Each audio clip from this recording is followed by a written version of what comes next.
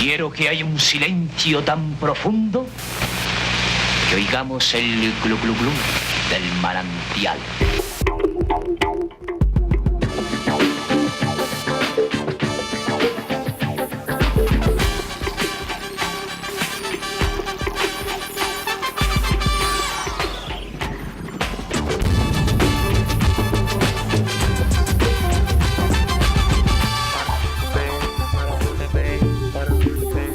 Para Ver TV, historia. El hecho de que el primer programa de nuestra televisión, el 13 de junio de 1954, fuera un noticiero, no es del todo accidental. Eran épocas en que la actualidad y la inmediatez eran bienes escasos. Las imágenes que se veían en los noticieros del cine tenían quizás semanas de antigüedad. Eso hizo pensar que la televisión estaba destinada para los noticieros.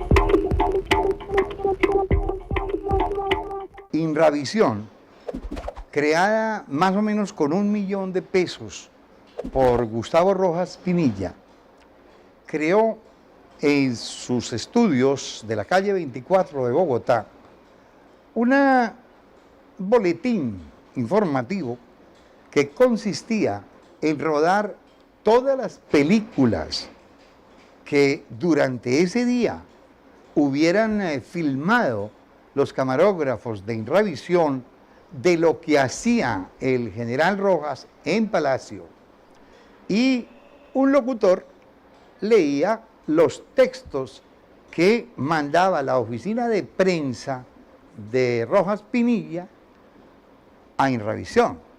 No había periodistas de televisión, no había gente de televisión en Colombia. ¿Qué pasó? Como Inravisión y Radio Nacional eran lo mismo, los locutores de Radio Nacional, comenzaron a venirse a televisión, a hacer televisión. Pero realmente ellos lo que sabían, como todo locutor, era leer muy bien los textos. Pero ellos ni sabían periodismo, ni sabían televisión. Llegamos al despacho del señor gobernador de Cali. En el instante de nuestra entrada, don Jorge Pérez Vázquez. Lo primero que vieron los colombianos de mitad del siglo pasado fueron los boletines que luego se convirtieron en noticieros. Hoy voy a tratar en este capítulo de descubrir cómo fue esta historia. Hay que recordar que para esa misma época, los periodistas de los periódicos de los que yo venía, detestaban a muerte a todos los que aparecieran en televisión y decían que la televisión jamás serviría para nada porque esa cosa era hecha por payasos. Para esa época, finales de los años 50 del siglo XX, en Colombia la televisión no tenía arriba de 300.000 televidentes.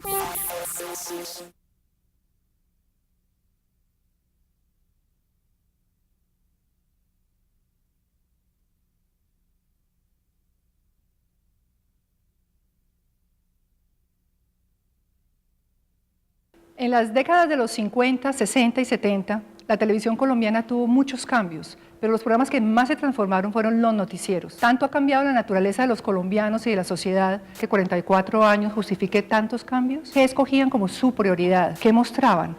¿Cómo evolucionó la reportería de la historia en nuestro país? Ese es el recorrido hoy en Para Ver TV. En Nueva York, en la United Press International, Carlos Villar Borda aprende a hacer un noticiero técnicamente, cómo se plantea el noticiero del día, cómo se filma, cómo se hace, cómo se estructura, cómo se emite, cómo se dice. Ese fue el inicio de la televisión. Quiere decir entonces que Carlos Villar le enseñó o nos enseñó a hacer un noticiero a Pedro Acosta Borrero, Alfonso Castellanos, y quiere decir entonces que el primer noticiero de la historia de este país, bien hecho, fue El Reportereso. La señora de Kennedy ya ha traspasado los corredores principales del hospital infantil. Que el reportero tuvo que aprender a pensar en imágenes y subordinar la palabra a la imagen. Eso tuvo una gran dificultad porque todos los reporteros que llegamos a la televisión por primera vez sabíamos contar las cosas con palabritas. y por consiguiente necesitábamos unos espacios de tiempo bastante generosos. Y la televisión inmediatamente nos dijo, tiene que ser concisos. Por consiguiente, tiene que acortar sus chorros de palabras y quedarse en los datos esenciales. Eso fue importantísimo. Y además de eso, la misma pobre tecnología que entonces se utilizaba nos estaba enseñando a los reporteros a editar imágenes en la cabeza. El hecho de ser pionera se debe a Arturo Abella. Arturo Abella desde un principio quiso hacer un noticiero distinto y creo que hizo un noticiero distinto a los que se hacían antes y distinto a los que se hacen ahora. Arturo quiso esa participación. Primero quiso que hubiera una presencia femenina, pero después siempre quiso esa mesa de telediario donde todos participábamos, donde todos opinábamos de política, de deportes, de arte, de cultura, de lo que tú quisieras. Aquí se graba el noticiero de La Misión para la Noche. Estamos con Fernando Coral, el productor general del noticiero. Para corregirte un poco, Alejandro, acá no se graba el noticiero. Acá el noticiero se emite en vivo y en directo, no se graba. Ah, se emite en vivo y en directo. Cuando comenzaste, ¿cómo se hacía un noticiero? ¿Cómo era el proceso? No, como se hacían los noticieros antes y como se hacen ahora, los cambios son enormes. Es como cuando para ti hoy en día usar el internet lo haces, o usar un computador lo haces con mucha facilidad. Hace unos años eso no existía. Hoy en día los adelantos tecnológicos y las facilidades para hacer noticias son muchas. Te puedo poner ejemplos como hoy en día para lo que tú ves titulado, que en televisión lo llamamos créditos o súper, las letras de los personajes o de lo que quiero explicar. Eso se hace ahora en un software, en un equipo. Antes se hacía de la forma más rudimentaria. En esas emisiones, ¿cómo era su función como coordinador? Bueno, yo tenía que estar pendiente de que los créditos estuvieran en orden de acuerdo con la nota que estaba dentro del libreto. Eso se ponía en un atril y se ponchaba mientras el locutor hablaba en off. Volvía otra vez a lip, yo tumbaba el crédito y así seguíamos. Si existía una nota adicional por cualquier cosa que no figuraba en el libreto, entonces yo le pasaba por debajo al locutor el texto. ¿Pero cómo hacían para que no se viera? Pero la cámara hacía un dolín, o sea, le cortaba un poquito aquí para que no se viera la entrada del papel, que tuviera más estética, ¿no? Es decir, tenía que hacer un acercamiento acá, pasaba y después es correcto, es correcto. Compañía Suramericana de Seguros presenta su noticiero Suramericana. Antes, para hacer un movimiento de cámara había que pensarlo, casi que había que diagramarlo, con el fin de que no se fuera a desperdiciar mucha película. Entre otras razones porque esas películas no las podía traer uno y emitirlas directamente, sino que tenía que llevarlas a un laboratorio en donde a veces las tenía que sacar todavía húmedas para comenzar a editarlas. Eso parecía un asunto tecnológico trivial. No, eso se introducía como uno de los elementos que limitaban tu forma de pensar la narración. Por consiguiente, había allí un aprendizaje de elementos narrativos que fue muy importante, porque se aprendía a narrar a partir primero de la imagen y luego de las imágenes más importantes. Eso yo creo que tendrá que ser medido en algún momento, cómo cambió la forma de ver los hechos el televidente, adoctrinado, enseñado, guiado por la gramática de narración, de expresión que iba utilizando el reportero. En Colombia era recurrir a la película o para hacer un seriado o para hacer una información de televisión. Era película importada, muy costosa, una con banda magnética, otra con la sola película que se llamaba muda y con la que se trabajaba para hacer el rollo, armar lo que llamaban en la televisión la torta de los noticieros. En consecuencia había que escoger muy bien los temas y los temas que se iban a preguntar con micrófono, con sonido, para tratar de ahorrar película. Claro, y condensarlos muy bien. Una entrevista muy larga pues desde luego salía costosa y no se podía perder material. Fue una televisión que se hizo con rudeza, pero al mismo tiempo con creatividad y con inteligencia. La tragedia del incendio del edificio Avianca, el más alto y hermoso de Bogotá, que hoy se convirtió en una mole muerta y ennegrecida. Todos los noticieros estaban obligados para emitir sus noticieros desde Inravisión. O sea, a Inravisión nos tenía completamente, digamos, había un monopolio en ese sentido. Todavía no se pensaba en estaciones independientes como existen hoy. Para eso teníamos que ir a Inravisión físicamente con nuestros cassettes para que en las máquinas de Inravisión salieran al aire. Entonces era conveniente estar lo más cerca posible de Inravisión. En el caso de 24 horas estábamos enfrente a Inravisión en la calle 24. Entonces eso nos permitía correr un poco menos. Los noticieros se llevaban en un cassette corriendo a Inravisión, en una maletica, y uno se bajaba, yo me bajaba en la esquina de la 24 con Quinta, con un maletín. Dentro del maletín había 3 cintas y ahí iba todo el noticiero. Yo me bajaba corriendo, llegaba a Inravisión, entregaban el BTR y los cassettes, unas diapositivas, todos los cartones con los créditos, y así se hacía el noticiero. Cuando yo era pequeño, el 24 horas, el QAP, el noticiero de las 7. Caracol tal vez. CMI tal vez, no sé. 24 horas, sí me acuerdo. Ya te veo hoy, te veo hoy. No, era una imagen súper aburrida. Yo creo que fuimos, si no me equivoco, tal vez fuimos el primero o segundo noticiero que tuvo máquinas de video, ¿no? Para eso tocó una reeducación general de todo el mundo, no solamente de las personas que eran los camarógrafos, porque las cámaras tenían toda clase de posibilidades nuevas, incluyendo, por ejemplo, el foco automático, que era una novedad en ese momento. Hoy día, pues, todas las cámaras tienen foco automático, pero en esa época era la gran revelación. Entonces, hubo que hacer toda una adaptación técnica del personal, no solo de los camarógrafos, sino de periodistas, porque todo el sistema había cambiado. La televisión en blanco y negro ya era una cosa del pasado.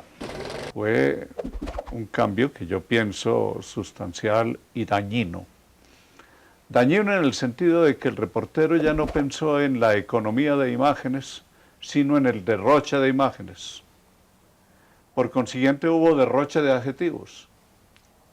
Por consiguiente aparecieron en la pantalla un montón de elementos que no eran sustanciales. El video, por consiguiente, cambió la forma, la mecánica, la metodología que el periodista tenía para narrar, y ya llegó a enamorarse más de la estética de la imagen, la belleza de la imagen, que de la exactitud de su narración. ¿En qué consiste el periodismo y cómo ha cambiado desde los 70 a ahora?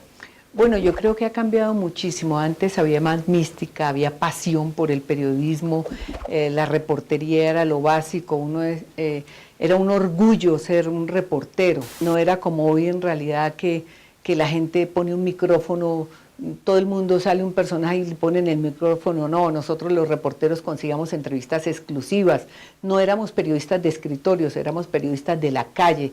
No había un maridaje tampoco pues con el gobierno o con determinados sectores de la vida nacional, sino que había independencia, había más libertad inclusive para informar. Yo creo que hoy en día hay más autocensura que censura. Fernando, ¿qué era lo más difícil de hacer producción antiguamente?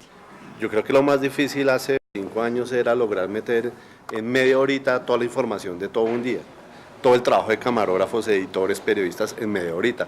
Hoy en día hacemos 4 emisiones de noticias que son 5 horas y media de información. Hace 25 años era con máquina de escribir, los gráficos que hoy ves en tiempo real y animados antes se hacían en cartulina, había una persona haciendo mapas en cartulina y pegándolos con una cosa que llamaba cauchola, y entonces eso uno lo ponía en una tril y la cámara grababa eso, y esos eran los mapas de esa época. Siempre se hacía, como se sigue haciendo, yo creo que en todos los noticieros, una reunión de redacción por las mañanas en donde se empiezan a ventilar muchos de los temas de la víspera de lo que nosotros habíamos hecho, de lo que habían hecho los demás. Hoy día los noticieros, en mi concepto, son sumamente fugaces y sumamente rápidos. Una nota que pase los 50 segundos ya la consideran un ladrillo. Yo considero que eso está mal porque muchas de las noticias merecen más de 50 segundos para que el televidente las entienda. Viene enseguida de traje azul al sol a mano en este momento el embajador norteamericano Diego Asensio. Y continúan bajando los rehenes. La chiva es la nota exclusiva de cada noticiero. ¿En los 70s existía el mismo afán de chiva que hoy? Yo creo que en los años 70 existía el triple de afán de la chiva de hoy. Hoy día tienen las antenas, las cámaras, una tecnología que yo envidio, que no la tuvimos. La noticia se cubría en los aviones, en los buses, en los taxis, casi que en las flotas, y utilizando al ciudadano común y corriente muchas veces para que nos hiciera el favor de traer una película a Bogotá o a la tripulación de los aviones o a las cabineras de las aerolíneas, porque no teníamos cómo transmitirla. Un retraso de un vuelo en un aeropuerto podía significar que una noticia no saliera, así de sencillo. Hay una cosa que es importante, pongamos como el microondas, donde tú puedes llegar en un momento preciso, presentarse un accidente de cualquier índole, lo que sea, fuera de Bogotá o en la ciudad, lo que sea, inmediatamente por microondas te hacen el locutor, te cambia ya y el tipo del sitio de los acontecimientos te dice a ti lo que ha sucedido en ese momento y después da el cambio otra vez al estudio y sigue el rol del programa, ¿no? La forma de hacer las noticias no ha cambiado mucho. Lo que ha cambiado es la forma de transmitirlas, la forma de editarlas. Digamos que las máquinas eran mucho más lentas, las de edición. Hoy en día la edición es no lineal, ¿sí? Hace unos años era pegando por las máquinas una imagen con la otra y era un poco demorado el proceso de edición. Los principios básicos de preproducción en noticias se conservan, pero ha cambiado la forma de transmitir. Ahora tú transmites vía satélite, vía microondas, fibra óptica, y ahora estamos entrando en la forma de transmitir a través de protocolos de internet. Tú puedes irte a una ciudad, grabar con una cámara pequeña como esta, subirla a un computador portátil, editas en un programa, comprimes la señal, la mandas por internet, aquí la descomprimen y está lista para ir al aire. En un principio los noticieros de la televisión fueron utilizando un recurso que venía de la prensa escrita, el comentario editorial. Y ese comentario era a veces más importante que la reportería para definir el carácter del noticiero. Pero esa voz, con nombre y apellido propio, fue desapareciendo de las pantallas. Es la opinión que tiene el periodista o la persona o X persona frente a un tema. Me imagino que es como un bosquejo de lo que se va a presentar en la noticia, ¿no? O de la noticia más importante o del acontecimiento del día. Yo veo el editorial como una manera de parcialización de las cosas. Yo creo que se puede tocar un tema y mostrar dos lados del tema, o tres o cuatro, los que haya. Se me hace más democrático mostrar puntos encontrados que tratar de mostrar un solo punto para imponerse. Nadie es poseedor de la verdad. Y al echarse un editorial, estoy tratando de decir, yo sé cómo son las cosas y yo soy el que sé cómo, para dónde van, y esta es mi opinión y esta es la opinión que vale. Un comentario editorial, no sé qué es un comentario editorial. Arturo, pues, hablaba o decía lo que se podría tal vez interpretar como un comentario editorial, pero que yo considero más como una contextualización de las noticias.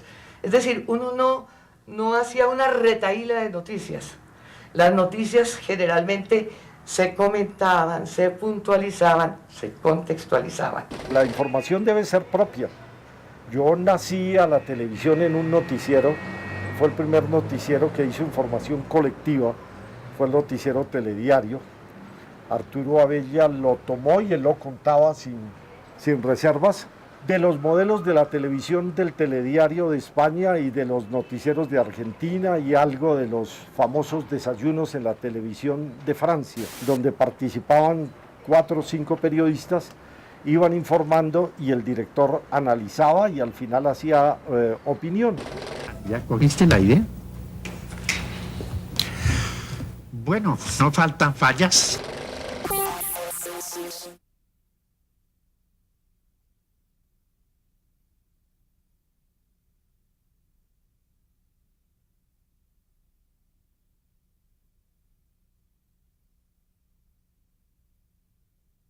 Desde que yo me acuerdo he visto las secciones de farándula en los noticieros. Pero ¿esto siempre ha sido así? ¿Desde cuándo y por qué surgen esas secciones de farándula? Además, ¿la farándula es noticia? Yo creo que ahorita cualquiera que tenga cara bonita lo ponen enfrente de una cámara a hacer periodismo y de eso no se trata. Por eso hay academias que se encargan de formar a los periodistas. Ahora dicen mucha bobada, mucho farandulismo. Entonces eso como que pues es bueno, pero no, porque un noticiero debería ser para informarse del país, no de qué hacen las estrellas. En ese tiempo el rating era una especie de dicta blanda, no era una dictadura. Se lo tenía en cuenta, pero no era tan definitivo como después llegó a ser, particularmente cuando los noticieros pensaban que su supervivencia dependía del rating. Entonces es cuando el rating comienza a ser una verdadera dictadura. Ahí es cuando se unen dos elementos. Desde luego el elemento puramente comercial que representaba un rating, pero luego el otro elemento que implicaba la competencia. ¿No tiene que tener algunas características de periodista un presentador de noticias? Yo no soy periodista, en ese tiempo estabas como presentador. Lo que pasa es que el presentador debe tener conocimiento, es decir, estar empapado de las noticias, ¿no? Pero la labor del periodista es otra y la del presentador es otra. Eso tiene que ser definido, ¿no? Porque yo a ratos veo todos los noticieros porque es mi deber. Yo veo todos los noticieros. Y en algunos veo que les ganó la banalidad, y en otros veo que les ganó la trascendencia. Entonces el presentador toma una actitud como que aquí la noticia soy yo. Y no, la noticia es la noticia, uno no es más sino el presentador. Teresita, hoy en día vemos mujeres muy bonitas presentando en los noticieros las notas de farándulas y uno sabe que se hace para captar rating. En esa época en que tú comenzaste, ¿una mujer influía tanto en el rating? Yo no sé si influía, pero lo que sí no había era farándula como la entendemos hoy. Quiero decir, noticias de farándula. Quizá había algo más distintivo en el noticiero que eran noticias culturales, pero no de farándula. Los noticieros han cambiado sustancialmente de estructura.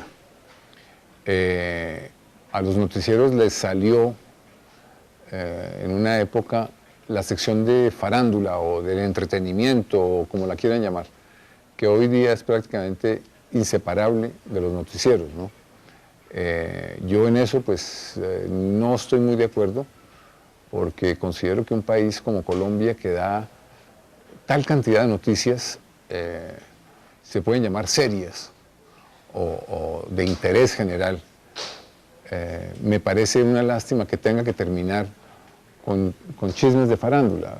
Yo creo que esas consecuencias todavía están, que es la vigencia de la modelito, de la actriz, de la reinita de belleza, la aparición de esos 5 catastróficos últimos minutos en que se renuncia completamente a la inteligencia y a la información y todo viene a ser puros sentidos. Niñas vestidas o desvestidas generosamente, tonterías dichas al aire, noticias que no son noticias, chismes que se convierten en noticia. Es decir, es la renuncia a la inteligencia, al pundonor periodístico, a todo, simplemente en beneficio del rating. La televisión y la radio se disputan aún el puesto como la principal fuente de noticias para los colombianos. En la década de los 50 y los 60 eran la motivación más importante para encender el televisor, pero no eran el único. Realmente en otro extremo, en la escala de la verdad, había un producto maravilloso de la imaginación, del arte de la imaginación, los dramatizados. Ese será nuestro tema en el próximo episodio de Para Ver TV Historia.